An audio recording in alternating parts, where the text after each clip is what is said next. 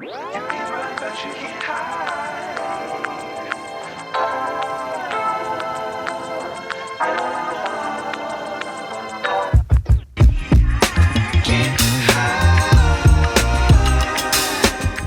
said it's very difficult for a matured lady to give you audience if they are not certain about the essence, like they are not certain about this relationship being awesome. Do you get?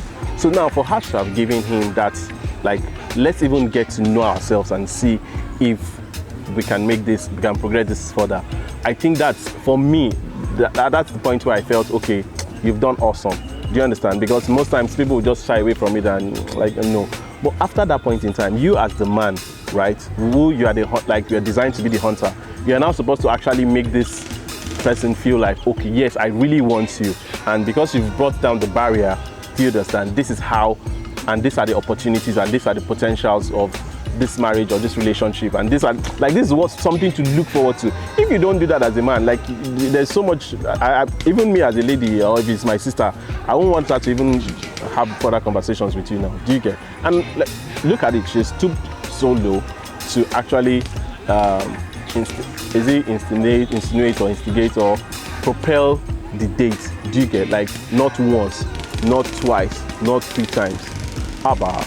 All right. Now, for me, at that point in time, I just felt, if you, and why I felt that they were a very good match is, look at it.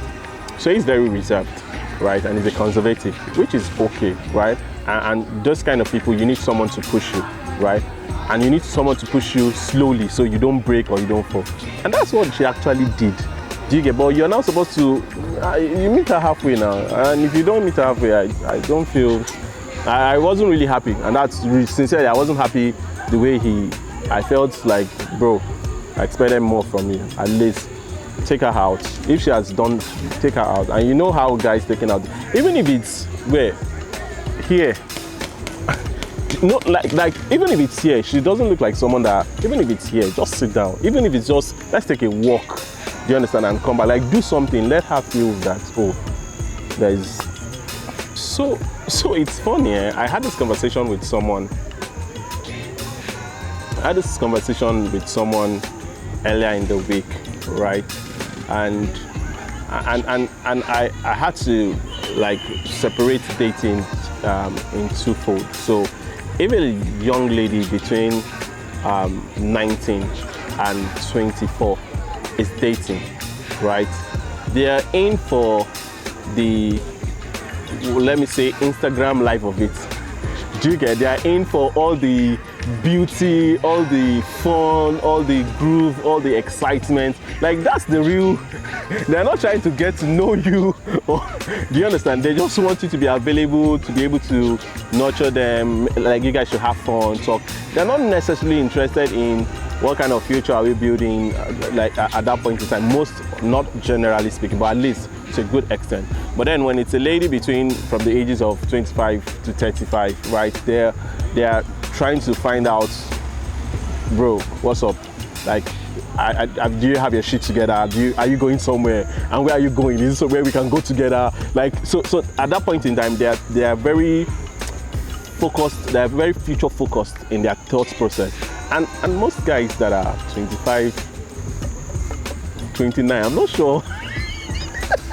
Funny enough, like, I'm not sure we are all future focused. At that point in time, maybe that's when we started our first good job, right? So we want to groove, and so there's this disconnect between what they want at that certain age and what we want at that certain age. So a guy of 25, 30 is planning to save so that he'll start thinking of marriage around 30, and this is averagely speaking. So and why? Because the economics of things. So if you're a guy and you're done with school 22, 23, 24, 25, right? For you to get a job, it's between you and 500 guys and 30 ladies. And the 30 ladies will get the opportunity here before you guys. So in starting your financial journey, the ladies have a upper hand than you. So you would have to just go for the menial jobs that's available. And so in a place like Nigeria, maybe you get a job of 50, 70, 100K. And the lady, she got the job of 50, 70, 100K like 4 years back. And she has grown on the rank, and then she's earning maybe like a 350, 400, 500 now. And that's when you are just getting your first 30K paycheck. Like, it doesn't even add up. So by the time she's in her 29, she has a savings like maybe like a 10 million. And you've not even imagined what saving a 1 million is. So you guys are not even, like, you're not financial age mates. So you, even as much as in your mind, you want to get married or you want to be in a serious relationship, it's not because you have the financial stand to back up that decision. It's like an escape, so that you have someone to share this burden and sorrow with. Whereas for a lady, no, that's not it. Like, she has her life planned, it's focused, she can see it, right? So she needs someone. And so if you've not been able to do entrepreneurship or come from a wealthy home, the dynamics have changed. So for the relationship, it's not as interesting as it is the way we see it, because of the social challenges that we are facing as a people and as a nation. So for me, I'm always saying that before you go into a relationship, I think one thing that is very important is where is this person going in life, right? And where are you going as an individual? So if you know where you're going as an individual, right, you can find out where this person is going and if you guys' journey matches. So and this is some of the thought process I have. For instance, if you're going to Lagos from Abuja, right, and you've decided that you want to go by bus, if you meet a lady that is going to Kubwa, the ride might be fun, interesting, fantastic, but the problem is by the time you guys get to Kubwa, you have to part ways. Or if you're going to Lagos and the lady is going to Kaduna, your journey from maybe Area 1 would be exciting up until you get to the end of Abuja. And at that point in time, you guys have to make critical decisions that, hey, are we changing your course and let's go to Lagos, or am I changing my course, let's go to Kaduna? But most often than not, what will happen is you guys will split ways. But if you're going to Lagos and you meet a lady that is going to Lagos, the beauty of that relationship is you guys would live the journey up until the very end.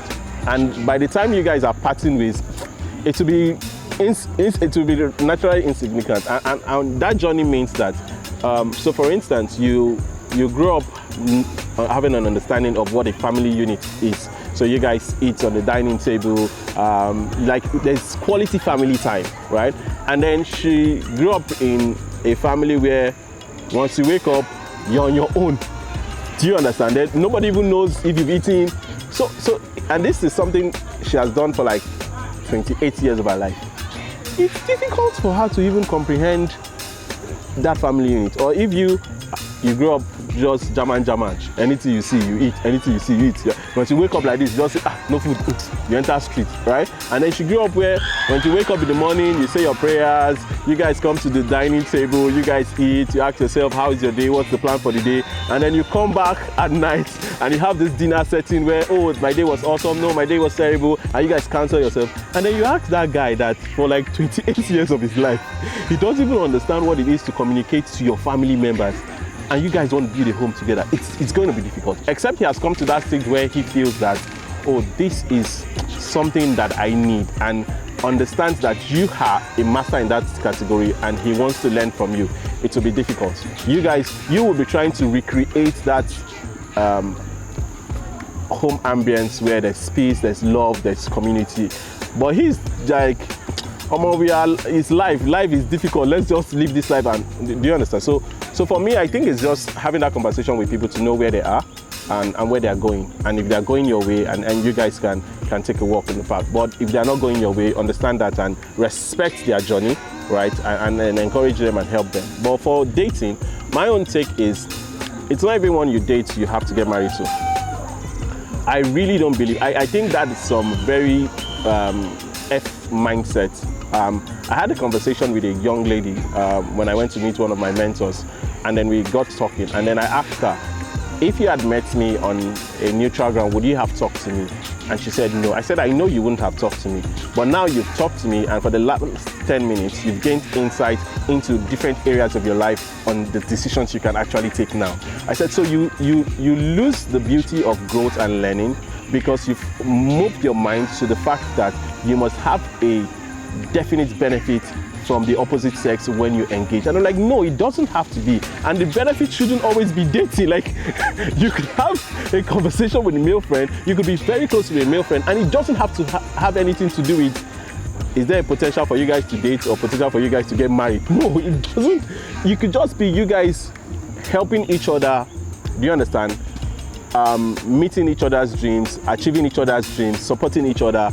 Do you get? And it's okay. And it's okay to even counsel the person in terms of how you can be a better man, and how he too can counsel you on how you can be a better woman. That's all. Like that should just be the first basis. And then after that, if the chemistry and the journey part conversation works, and you guys find out that, oh, you guys are actually going the same way, it's easy, then you can start a relationship, and then you can date and all that. But first, just meet people because they're human, because they have potentials, because you can learn one or two things from them. And if you find out in a very short while that, oh, this person will just drain you, or then you just keep them at a very good distance, do you understand? But still respect the fact that they're humans, and they have their life. And it doesn't mean that they don't align with your will, it doesn't mean they are going wrong, no. It just might mean that, oh, it might take them maybe the next 30 years for them to come back to this place that you have gotten to. That's all, and respect that and enjoy it, and just say, oh, I have one of my friends that it's 30 years later that we can be friends, really, but for now,